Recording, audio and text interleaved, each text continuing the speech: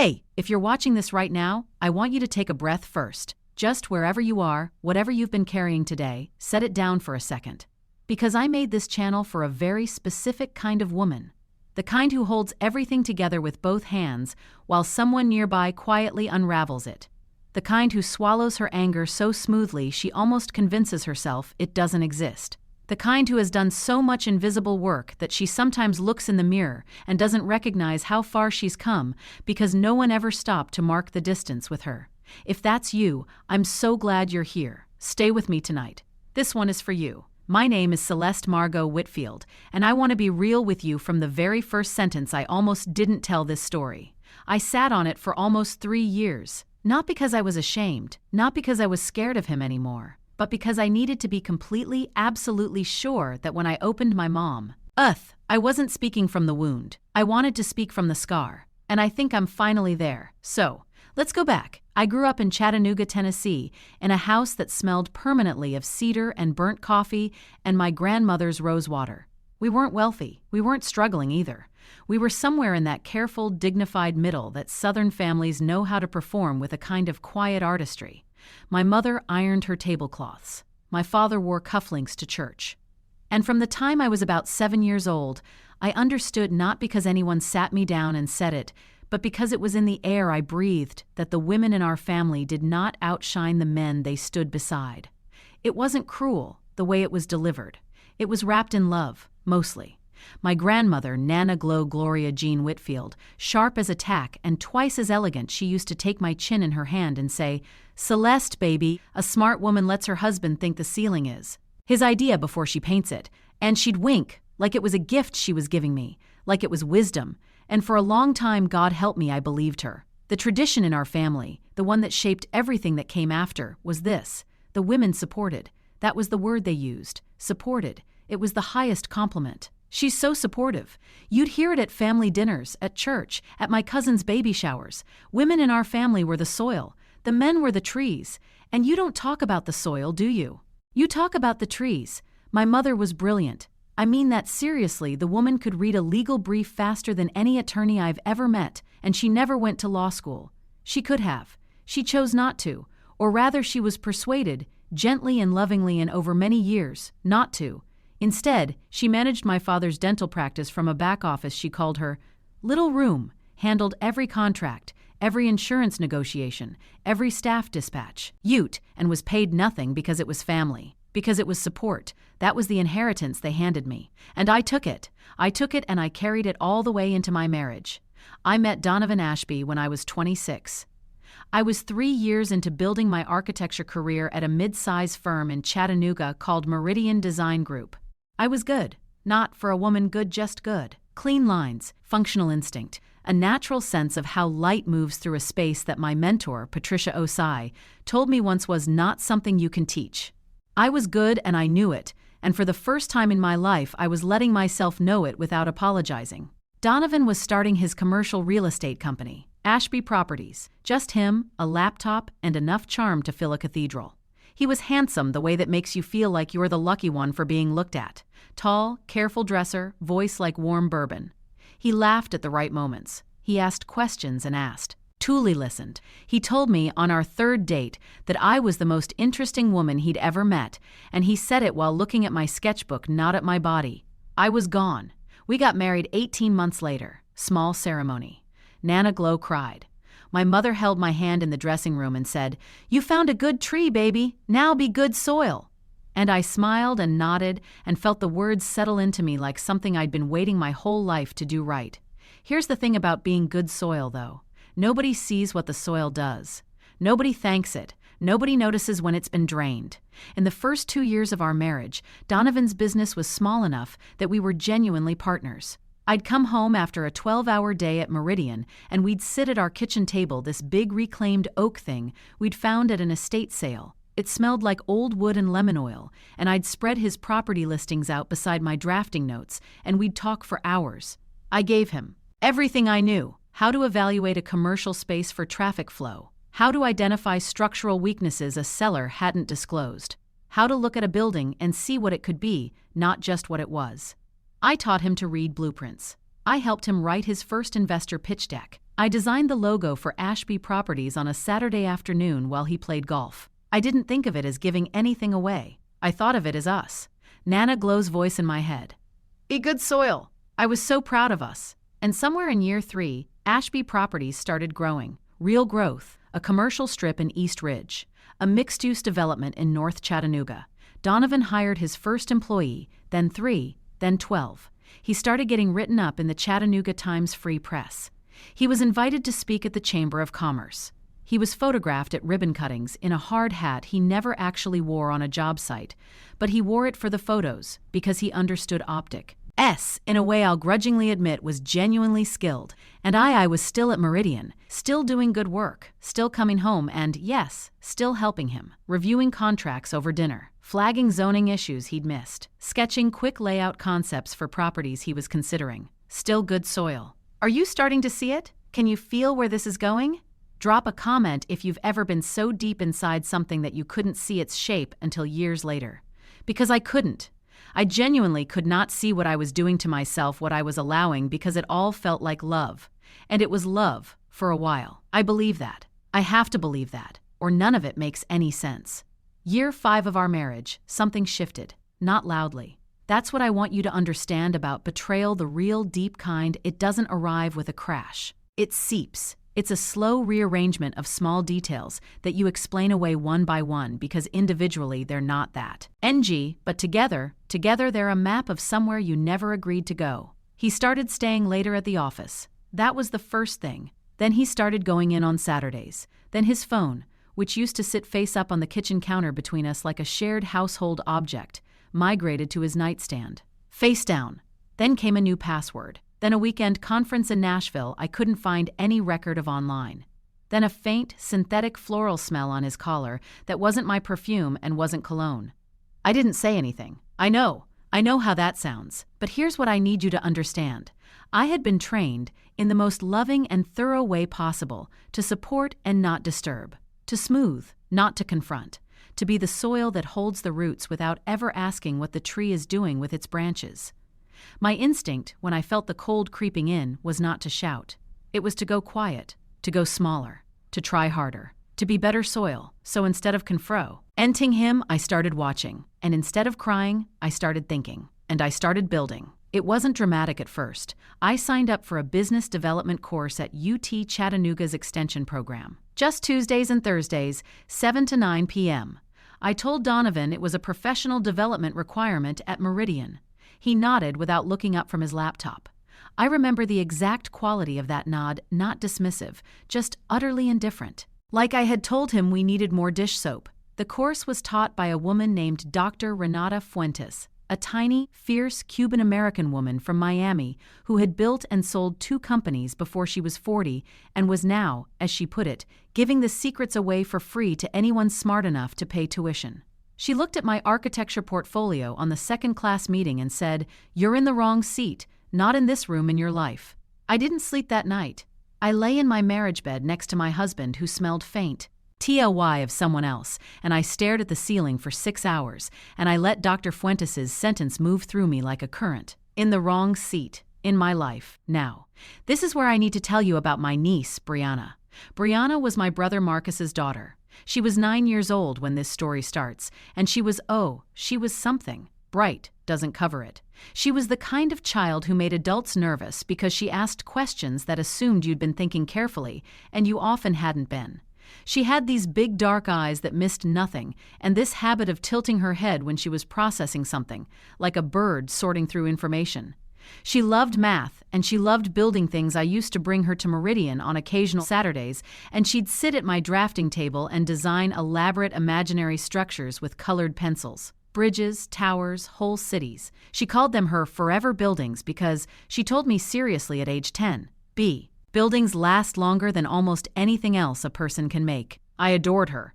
She was the version of me that hadn't been taught yet to make herself smaller. And watching her was, without my fully realizing it, slowly breaking something open in me.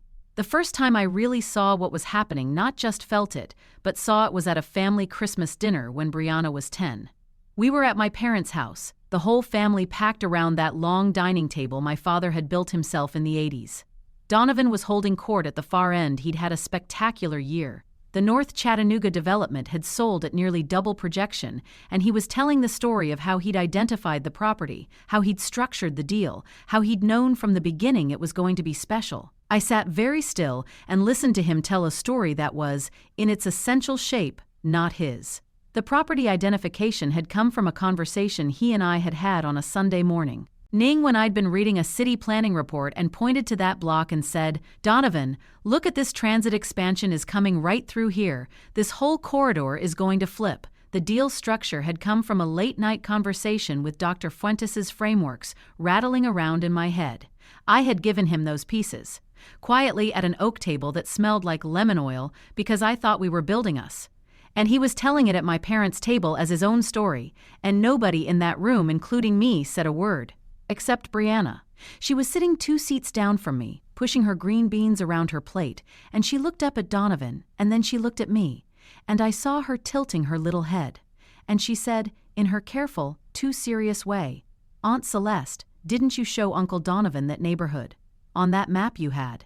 The table went quiet. Not uncomfortably more the way a table goes quiet when a child says something that brushes 2cl. Ose to something real. Donovan laughed warmly and said, "We figured it out together, Bug." And everyone went back to their green beans, and Brianna looked at me for one more second with those big dark eyes before she looked back at her plate. I had to excuse myself to the bathroom. I sat on the edge of my mother's clawfoot tub in the cold air, and I pressed my hands against my knees and I breathed. I was not crying. I was processing. The way Brianna had looked at me, the way she already, at 10 years old, was cataloging these moments, was learning to see them, and was, without knowing it, already being taught by the same table, the same room, the same air to catalog them quietly and say nothing and go back to her green beans. That thought didn't fully arrive in me that night. It came later, but it planted itself, and I felt it go in. I want to tell you about the moment at Meridian that changed the professional trajectory of everything. Because up until this point I'd been building, quietly, the extension course, the reading, the thinking, but I was still at Meridian, still someone else's architect, still, if I'm honest with myself, still waiting for someone to notice. I had spent 14 months designing a mixed-use development proposal for a city revitalization grant. This was a big one, a federal Main Street America initiative for a corridor in East Chattanooga that had been economically depressed since a plant closure in the 90s. It was the best work I'd ever done. I mean that without ego. It was genuinely beautiful, a phased development plan that honored the industrial bones of the neighborhood while introducing residential density, green space, and small business incubator space. It was alive. I'd consulted with actual community members. I'd done traffic and environmental studies. I'd spent 3 Sundays photographing the existing structures, feeling their weight, understanding what they wanted to become. I submitted it to Martin Ellery, Meridian's principal and the man who would present it to the grant committee. I submitted it on a Tuesday. By Thursday, I noticed something wrong. The proposal had been resubmitted. Under the firm name, as expected. Under Martin's name, not as expected. My name appeared once in the acknowledgement section as a contributing designer. Contributing designer, 14 months. 3 Sundays in the cold photographing crumbling facades. Every community conversation, every late night, contributing designer. And when I went to Martin's office and asked, quietly and professionally, about the credit structure, he leaned back in his leather chair and he said, "Celeste, the firm's name is what gets grants. That's just how this works. You know that." I stood in his doorway for a moment. The afternoon light was coming through his window at that particular Tennessee October angle that turns everything the color of old honey. I looked at him. He looked at me with the perfectly comfortable expression of a man with, had never once in his life been the soil. I said, "I understand," and I walked back to my desk, and I shut my computer down, and I went home. And that night, sitting at the oak table while Donovan was at his office at 9 p.m. on a Thursday, I opened my laptop and I started writing a business plan. I'm going to be honest with you about the next 2 years, because I don't want to make this sound cinematic in a way that skips the actual texture of it. It was hard. It was genuinely, relentlessly hard in the way that only building something completely alone can be hard, not the romantic kind of hard, but the kind where you sit at your kitchen table at midnight with a cold cup of tea doing cash flow projections for the fourth time because you keep finding an error, and there's no one to call, and you are tired in your actual bones, and you do it anyway because the alternative is to stay in the wrong seat in your life, and you have decided, quietly and without announcement, that you will not do that. I incorporated Whitfield Studio, LLC in January of that year, architecture and spatial design consulting. I kept my job at Meridian for 14 more months. I needed the income, and I needed to be invisible while I built. I took clients on nights and weekends, small ones first. A restaurant renovation in the South Side, a residential addition in Red Bank, a retail fit-out in Hickson. I was meticulous. I was obsessively responsive. I charged fairly and delivered beyond scope every single time because I understood that, at this stage, my reputation was my only asset and I was going to protect it with everything I had. I also filed something else, quietly, around month 8 of this process. I hired a private investigator, not for drama, not for revenge, for documentation. Because I had a feeling, the kind of feeling that lives in your chest, not your head, that when the time came, I would need to know exactly what was true. And I wanted it in writing, not in my gut. The PI's report came back 6 weeks later, 12 pages. Her name was Farah Lindemann, 29. She worked for a property management company that had done business with Ashby Properties for 2 years. It had been going on for 18 months. I read the report at my kitchen table, the oak one that smelled like lemon oil. I read it twice. I put it in a fireproof lockbox that I kept in the back of my studio closet behind my drafting equipment. I did not confront Donovan. I did not cry, not right then. I made myself another cup of tea, and I opened my laptop, and I went back to my cash flow projections. I have thought about that moment many times since. I used to worry it meant I was numb or broken. I've come to understand it differently. I wasn't numb. I was focused. I had spent 5 years being trained by love and tradition and the architecture of my own family to be quiet, to be soil, to hold things without being held. Well, I had learned the lesson well. I was going to use it one last time. To hold myself together long enough to become untouchable. In month 11 of building Whitfield Studio, my niece Brianna came to stay with me for a week while her parents were on a trip. She was 12 by now. Still building her forever buildings, though now with greater technical sophistication she'd started watching architecture videos online, and she had opinions about cantilevers that made me laugh. She followed me around my home studio that week, asking questions about everything: the software, the site models, the client communication. She was magnetic, the way children are when they're moving toward their own nature. On the last night of her stay, we were eating takeout at the oak table, and she said, out of nowhere, in that careful, serious way she had, "Aunt Celeste, does Uncle Donovan help you with your business?" I set my fork down. "No, baby, this one is mine." She nodded slowly, processing. Then, "How come you always helped him with his, though?" There it was, 12 years old. She had been watching.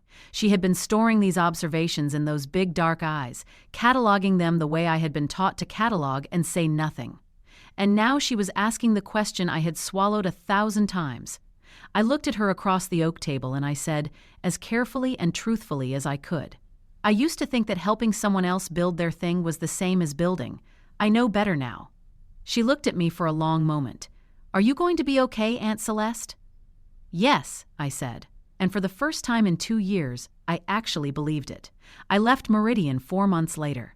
The day I turned in my resignation, Martin Ellery asked if I was going to a larger firm. I said no. He asked what I was going to do. I said I was starting my own practice. He made a face not unkind, just that particular expression men make when they're recalculating someone's ambition against the box they've placed them in and finding the math confusing. He said, "It's a tough market, Celeste." I said, "I know the market."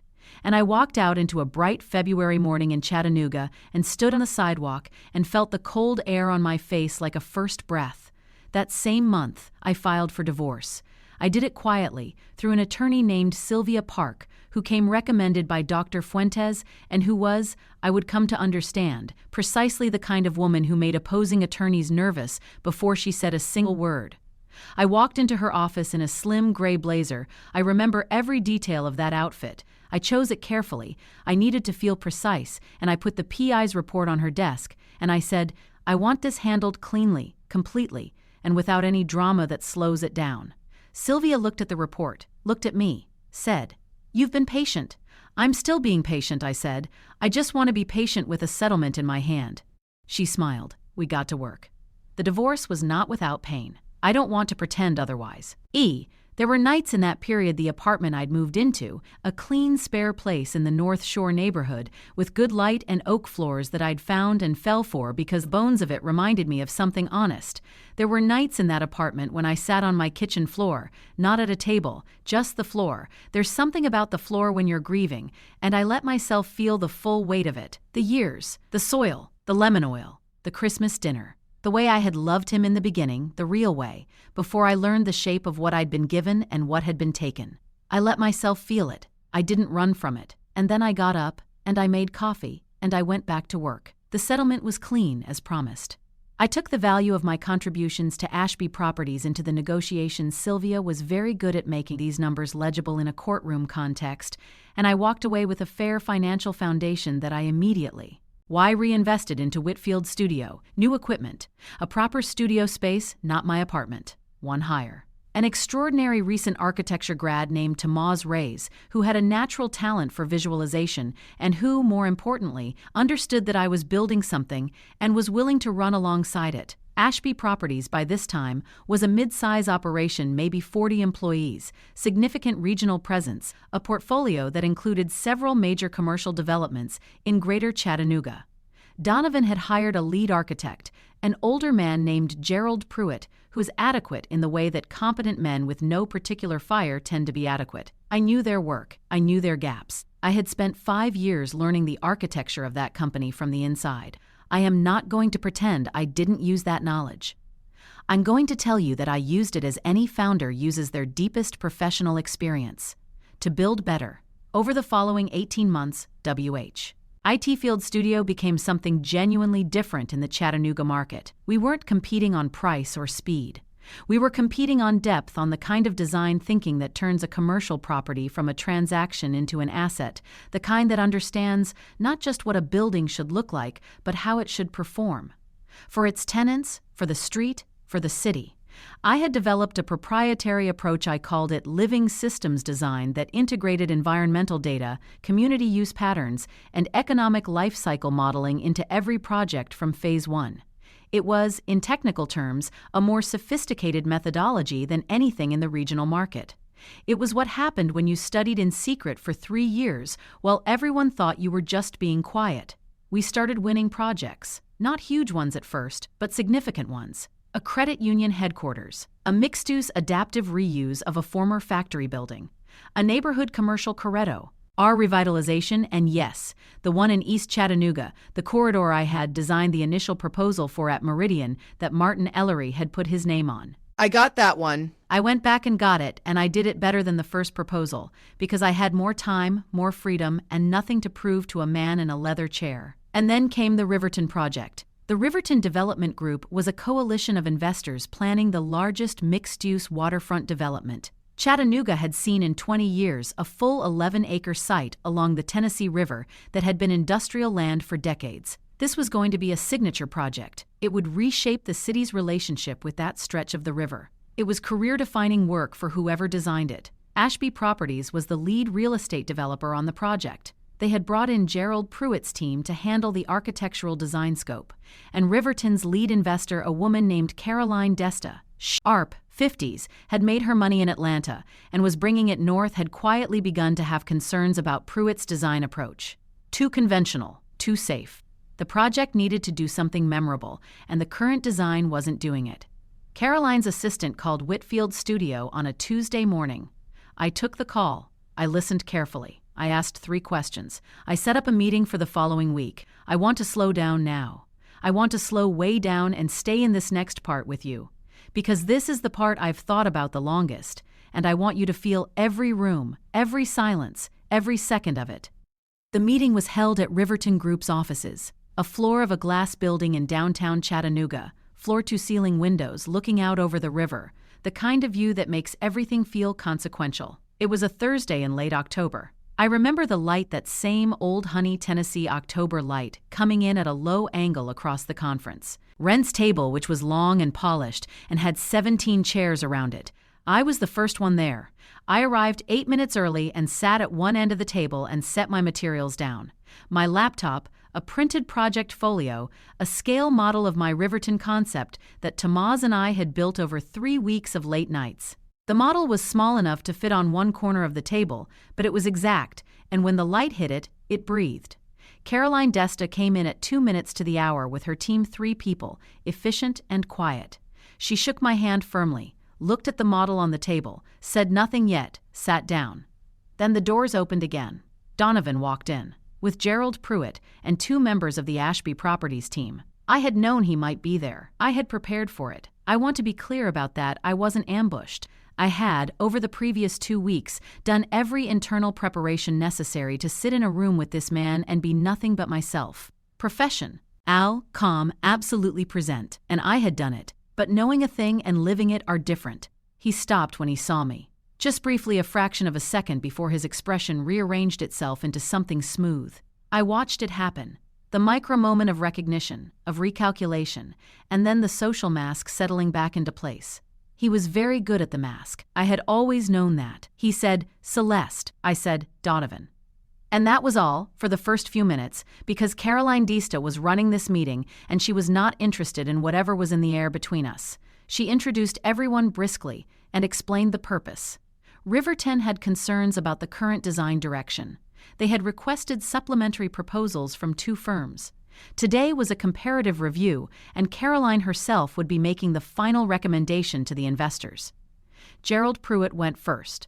His presentation was polished, 40 slides, rendered images, careful financial modeling. It was exactly as I had expected from his work, technically solid and creatively inert. A fine mixed-use development that could have been in any city in America. It looked like something you'd drive past without registering. His voice was measured and confident, the confidence of a man who has never once doubted his right to the room. I watched Donovan during Pruitt's presentation. He was attentive, supportive, exactly as he'd been at every business dinner I'd ever attended with him. Leaning slightly forward, nodding at the right moments. He was performing competence, and it was a good performance.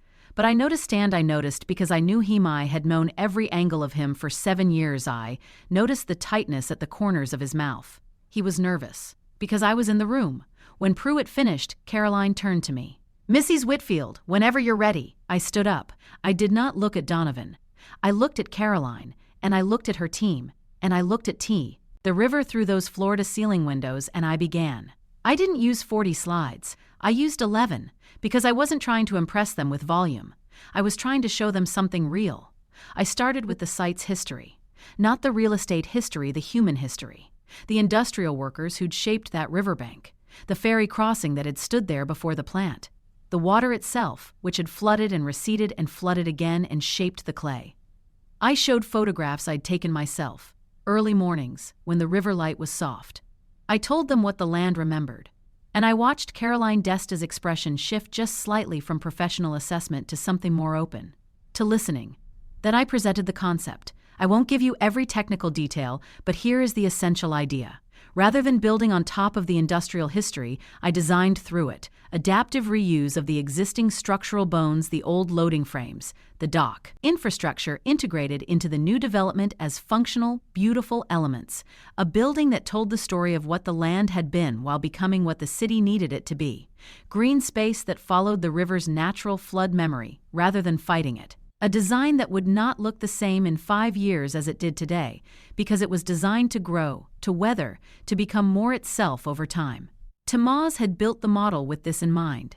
When I placed it in the center of the table and let the afternoon light fall across it, you could see exactly what I was describing. The old bones and the new glass. The river's curve echoed in the building's profile. The green corridors following the floodlines like watermarks in good paper. The room was quiet. A different kind of quiet than Pruitt's quiet. His had been polite. This was the quiet of people recalibrating. Caroline reached out and turned the model slightly, studying the river-facing elevation. She didn't ask a question yet. She was just looking. I let her look. I did not fill the silence. I had learned over many years to let silence do its own work. Then she said, "How long have you been developing this methodology?" "The formal framework, about 3 years," I said. "The instinct for it longer." She nodded. She looked at Gerald Pruitt, who was looking at the model with an expression I can only describe as someone recalculating a distance they thought was shorter. Then she looked at Donovan. "And this is the moment. This is what I need you to stay with me for." Donovan was looking at the model, not at me at the model. And his expression, I know that face. I know every version of that face. I have watched that face across breakfast tables and in car mirrors and in the dark of early mornings when he thought I was asleep. I know the face he makes when he sees something that works, truly works, because he has a real eye for it, always did. It's what made him good at his job. And he was king. That face right now, looking at my model, and underneath it was something else. He was recognizing it, not the model, not the concept, the thinking, the spatial logic, the way I would approach the relationship between history and future, the way I would read the site like a text instead of a transaction. He was recognizing the same thinking he'd watched at an oak table for 5 years.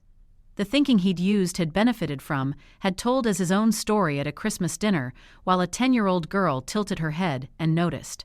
And now, it was here in a room, independent, fully formed, with my name on it, and it was better than anything on his team's 40 slides.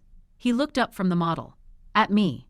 I held his gaze. I didn't smile. I didn't do anything dramatic. I simply held it, the way you hold the last note of something, fully, quietly, without apology. He looked away first. I want to be honest. I had imagined this moment in many different versions over 3 years. I had imagined Dee saying something precise and devastating. I had imagined the perfect line, the elegant cruelty, the words that would land like architecture, clean and unmovable. But sitting in that room, in that light, with my model on the table between us, I understood that I didn't need a line. The work was the line. The work had said everything, in the language we both understood better than any other. There is a particular satisfaction in being heard in the exact language someone tried to silence you in.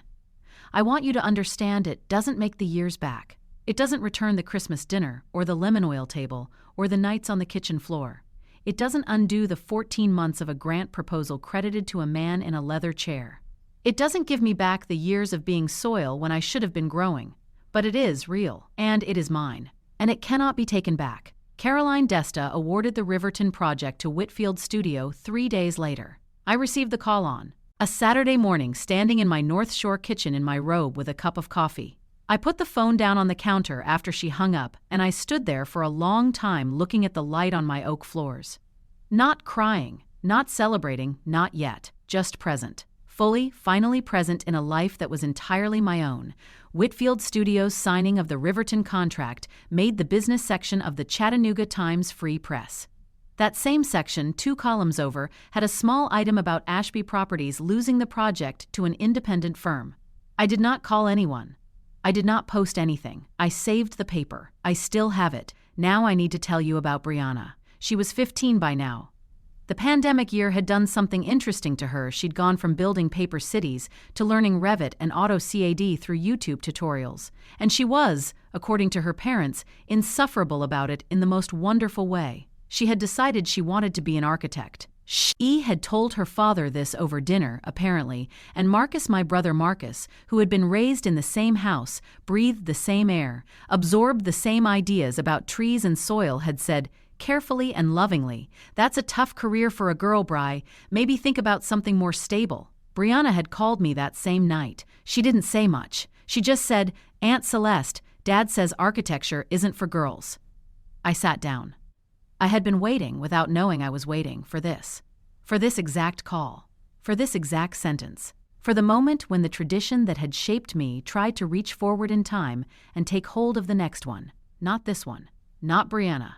I said, "Brianna, I need you to listen to me very carefully. Your father loves you, and he is wrong. I need you to hold both of those things at the same time, because both of them are true." Silence on the line. "I have a studio," I said. "I have work. I have a project that is about to change this CI. Ties waterfront. I built it alone, from nothing, while everyone around me thought I was being quiet. I want you to come work with me this summer, not as a favor, as a real thing, because you are going to be extraordinary, and I am not going to let anyone tell you to be soil when you were made to build." She came. That summer, at 15, Brianna Whitfield spent 8 weeks at Whitfield Studio as a junior design apprentice. She arrived on her first day in the same serious way she'd had since she was 7, head tilted slightly, taking everything in. I gave her a real desk, real software access, a real drafting assignment.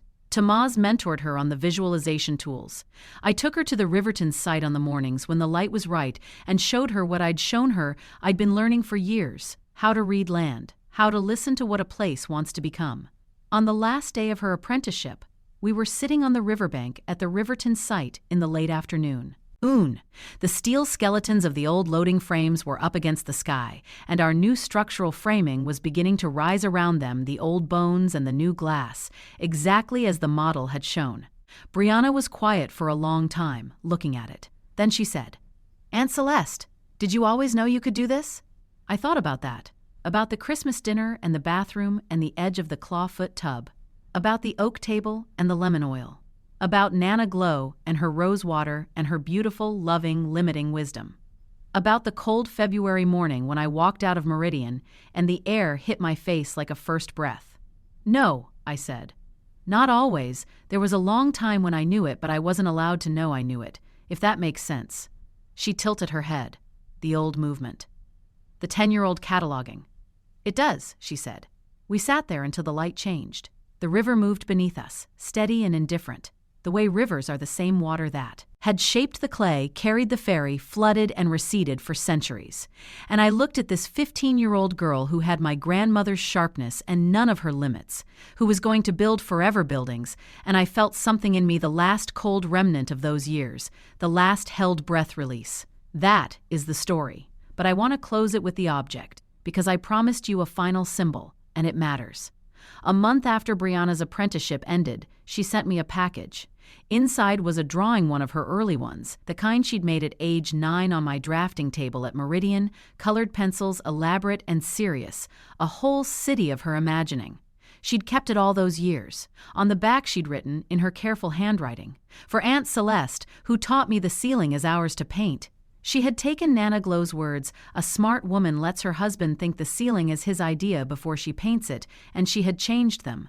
Not the woman letting someone else think it's his idea. The woman painting it. "The ceiling is ours to paint." I framed it. It hangs on the wall of my studio across from the door, so it's the first thing I see when I walk in every morning. Next to it, when the Riverton project broke ground, I hung the front page of the Times Free Press article. My name above the fold. Whitfield Studio, the 11-acre site, the old bones and the new glass. The river, curving in the background of the photograph the way it curves in the model, the way it curves in everything I've made, because I learned to follow the real shape of things instead of fighting them. And on the drafting table below both of them, Brianna's colored pencil city, her forever buildings. That is what became of the quiet woman who was raised to be soil. She grew. If you made it this far, if you sat with me through all of this, I want you to know something. Your quiet is not weakness. The years you spent holding things together, building in secret, SW.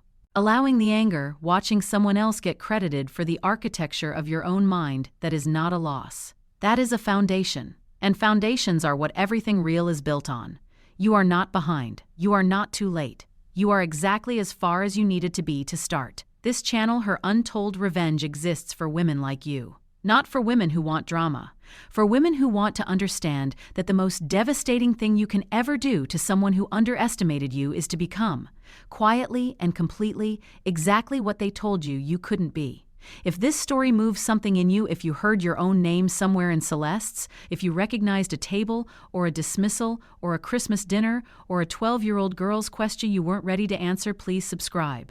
Every week I'm bringing you another story from another woman who chose herself, who built in the dark, who came back in the light. Share this video with someone who needs to hear it too. Onite, you know who she is. She's been quiet a little too long. She needs to know about the ceiling. And it is absolutely hers to paint, her untold revenge.